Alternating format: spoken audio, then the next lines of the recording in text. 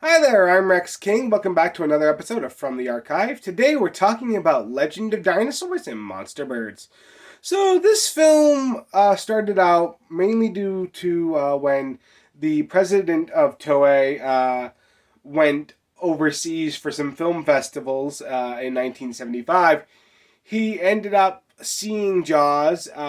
Basically, he decided to order an entire screening of Jaws just for Toei Studios because he felt that the trend of monster movies were going to go more towards what Jaws had done. And he wanted the next Toei monster movie to follow this a similar formula. Hint why the script to this movie is very similar to that of Jaws as far as pacing is concerned, but we'll get more into that. Anyway, the other thing that inspired this movie was the uptick in discussions about the Loch Ness Monster around the very same time period, and that's why the main dinosaur, quote unquote, is a plesiosaur, even though that's not a dinosaur, in the movie. And the film was directed by Junji Kurata and has three credited writers, which is a lot for a monster movie, but whatever.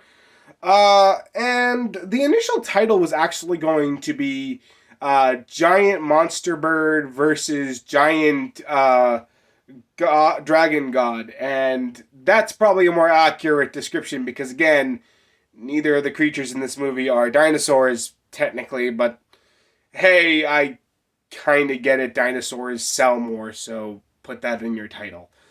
Anyway, the film was released back in 1977 and didn't do as well as Toei had hoped. The critical response panned the movie hard, and it never actually got a theatrical release. In fact, it took a while for it to get a Blu-ray release. It wasn't until Discotech Media decided to pick it up that it got a Blu-ray release.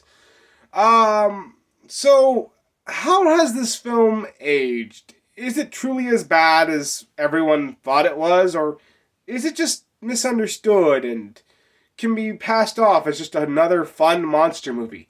Well, let's talk about it. So, the story of Legend of Dinosaurs and Monster Birds follows this geologist who hears this story of this girl who fell into a pit and saw a stone egg that apparently hatched in front of her. This brings some memories back to the geologist relating to his father, who apparently also found a giant stone egg and said it was a dinosaur egg, but was apparently laughed at and ridiculed. And he wants to prove that his father was right, so he goes to try to investigate. Along the way, he meets some divers that he apparently has history with, including one that he apparently had a romantic fling with. And at this lake near Mount Fuji, there seems to be something amiss as there are several mysterious deaths going on. And this all culminates in Mount Fuji more than likely going to be erupting. So, this film has a lot of story elements, as you can clearly tell by my rundown of the plot description. And that's probably the main concern with the film. It's trying to do a lot in a very limited amount of time. It's trying to be a monster movie mixed with a disaster movie while adding a romance subplot, while also adding a subplot about a guy trying to prove that his father wasn't nuts. That's a lot to unpack, and to be honest, the film should have just focused on one of these three stories. Cut the romance plot out altogether because it adds nothing, and really should have focused mainly on the monster movie part of the monster movie. This isn't helped by the fact that the pacing, as far as the film overall, is really bad. Like I said, it's trying to do the Jaws formula and not showing the monster a whole ton, building it up, and basically trying to keep it out of the camera for a long periods of time to build suspense. The only problem with this is it just forgets what made Jaws work so well, which is good character development, and when the monster did show up, it was wonderful spectacle.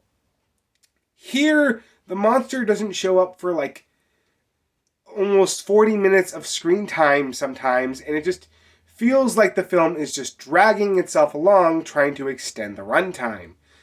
When the monster does show up, the first one being the Plesiosaurus, the attacks are okay for the most part, but they just honestly are a little bit bloodier than they probably should be, given the fact that some of this film's tone is more comedic, and these attacks seem a lot more serious and bloody than this comedic tone seems to be going for.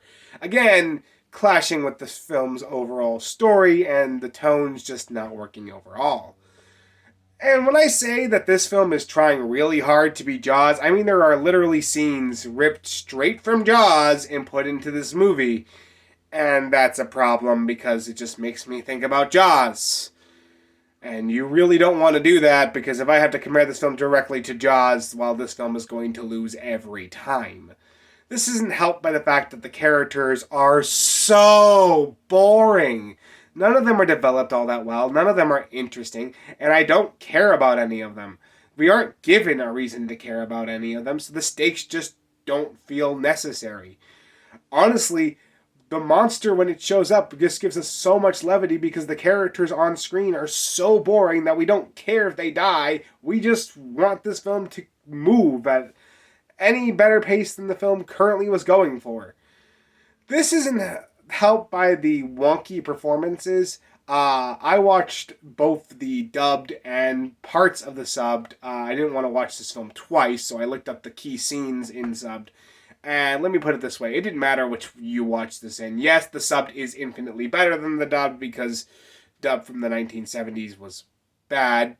But even when you're watching the sub, there are just some obvious I don't care moments that the people are just there for money and aren't really trying all that hard. They're there to get a paycheck at the end of the day, and this film was not something they were going to give it their all in.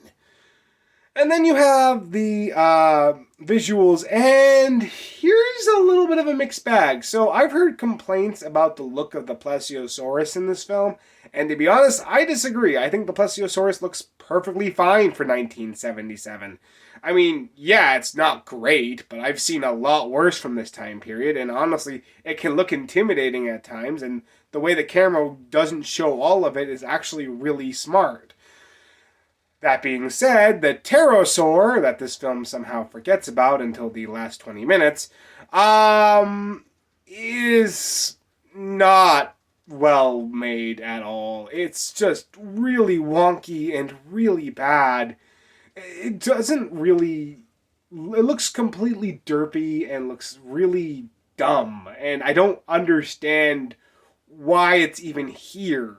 Like I said, it doesn't show up till the last 20 minutes to give our plesiosaur something to fight, and to remind us that this title was called Legend of Dinosaurs and Monster Birds, because without the pterosaur, there is no monster bird.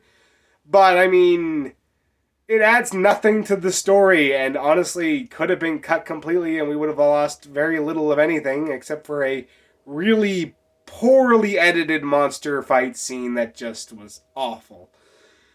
And then that leads me to the music. So the composer was Masao Yagi, and I'm going to say this.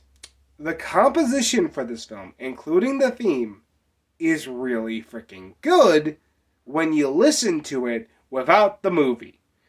Because the theme and music is a funky town jazz soundtrack. Yeah, I know, that doesn't sound like it fits a monster movie at all, and it doesn't. In fact, it's really distracting at times and like messes with the tone of the film. You can't tell if the film's trying to be serious or if it's trying to be comedic because of the composition pieces. It really like takes you out of the movie at times. I mean, if you listen to the composition pieces in the trailers for this movie, the first teaser trailer had no composition and the scenes were infinitely better, and the second one had some stereotypical monster themes but was still better for the movie. I'm not sure why they went this direction. It really feels like they told this guy to make a soundtrack for a completely different movie and then just slammed it in this film for some reason. At the end of the day, Legend of Dinosaurs and Monster Birds is awful, really bad, and just is an example of poor filmmaking at its finest. This film tried desperately to be Jaws, but didn't realize what made Jaws work. At the end of the day, this film is an avoid altogether. I can't say stream it, and I can't say buy it. There's nothing in the Blu-ray worth buying, and, well, the film's definitely not worth watching. So that's what I think about Legend of Dinosaurs and Monster Birds. What do you think about it if you've seen it? Let me know in the comments below. And if you like this video, like, comment, and subscribe. And next time, we look at a film by legendary anime director Satoshi Kon, Millennium Actress. See you then!